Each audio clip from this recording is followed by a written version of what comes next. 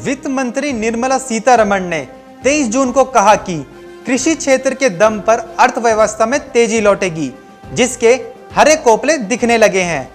उन्होंने कहा है कि कृषि उत्पाद में खरीद, खाद बिक्री, ऊर्जा मांग, माल आवाजाही, डिजिटल ट्रांजैक्शन और विदेशी मुद्रा आमदनी में वृद्धि से ये संकेत मिल रहे हैं कि अर्थव्यवस्था में तेजी लौटेगी। उन्होंने कहा, कृषि क्षेत्र भारतीय अर्थव्यवस्था की नींव है। सामान्य मानसून अर्थव्यवस्था के लिए मददगार होगा। सरकारी एजेंसियों ने 16 जून तक किसानों से रिकॉर्ड 382 लाख मैट्रिक टन गेहूं खरीद की है। यह 2012-13 की रिकॉर्ड खरीद से अधिक है। इसे कोविड-19 की महामारी की चुनौती और सोशल डिस्टेंसिंग के प्रतिबंधों के बीच अंजाम दिया गया है। 42 लाख किसानों को एमएसपी के रूप में कुल 73,500 करोड़ रुपए दिए गए हैं। वित्त मंत्री ने आगे कहा कि इसी तरह 16 राज्यों में रिकॉर्ड 79.42 करोड़ रुपए के माइनर फॉरेस्ट प्रोड्यूस खरीदे गए हैं। किसानों ने 19 जून तक 1.313 करोड़ हेक्टेयर भूमि में खरीफ की फसल बुआई है।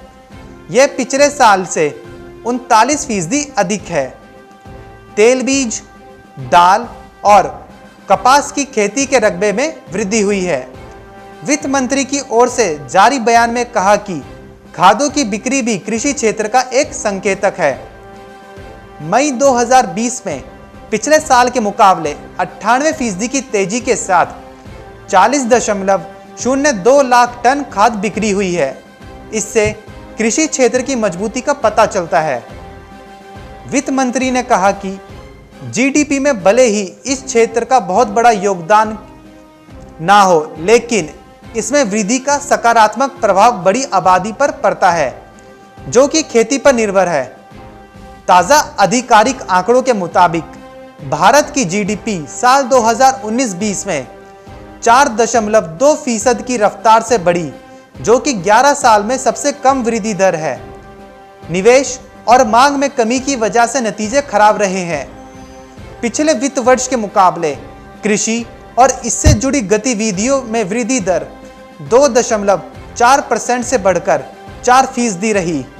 हालांकि औद्योगिक सेक्टर में वित्त वर्ष 2019 के 4.9% की तुलना में 0.9% की ही वृद्धि हुई और सर्विसेज सेक्टर में भी ग्रोथ रेट 5.5% दर्ज किया गया, जबकि उससे पिछले वित्त वर्ष में सेवा क्षेत्र में 7.7% की गति से बढ़ा था।